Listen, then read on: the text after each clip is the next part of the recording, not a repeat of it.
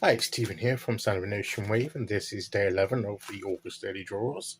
So as we start a new week, let's see what message we get. And I'll be taking the first card from the Tarot of the Witch's Garden, followed by an Oracle card from the Seasons of the Witch Lammas Oracle. So let's choose our first card and get the reading underway.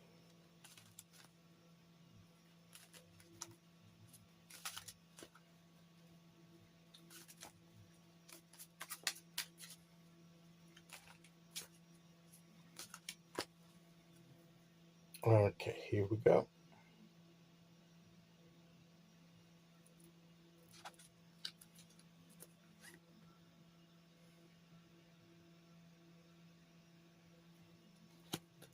We have the Queen of Swords. So we're developing our plans. We're getting to the point. The Queen of Swords is someone that gets to the point, that doesn't necessarily dress everything up. She doesn't. She's not very. She's not vague in what she says. She's very clear, very sometimes even pointed, very sharp in what she says. She gets to the root of the matter, to the point in the matter when she communicates. So we may need some clear-cut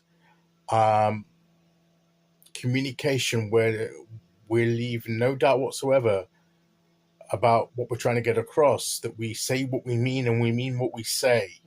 I think that's what the Queen of Swords would embody. And she's very straight, very direct.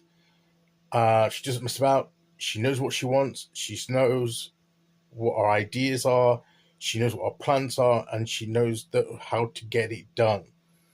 And this is about the development and the nurturing of our ideas in the way that we want them fulfilled, and communicating where necessary our ideas and our thoughts in a clear and to the matter-of-fact way where people will understand. They may not always like what we're putting across, but there'll be no doubt exactly what we mean. And sometimes some clear-cut wording is needed. Other times we can be a bit more sort of, what's the word for it, diplomatic, a bit more, we tone things down a bit. We surround it by, the way we phrase it. We dilute perhaps in, we try and get across the same meaning, but it is possible in those circumstances to misinterpret, take it with the wrong tone. But the Queen of Swords puts across what she wants, and people understand what she means by that, and what's understood of them when they receive that communication. So we need to be perhaps a bit more direct, simplistic, not condescending or treating people as if they're idiots, but being plain spoken to get their message across, and also to nurture and to develop the ideas that we have in such a way that we can focus on them and see our ideas in such a way that makes it easier for us to convey those plans and thoughts that we have. And also something that the Queen of Swords is very good at as well is with the sword that she has, she cuts away all the unnecessary bits, the flowery bits that, in the communication, or the bits of the plans that are superfluous to, requirements.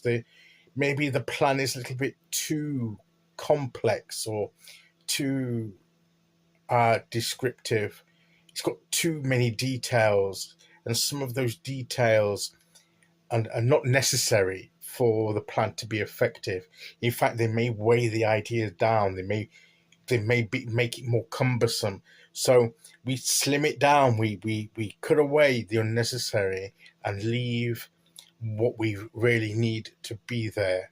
And that's what the Queen of Swords is very good. And that's what we need to be doing with our ideas and our plans. And that's what the Queen of Swords is asking us and advising us to do.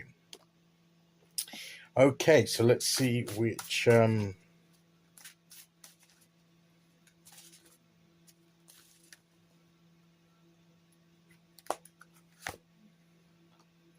Meadow. We have the Meadow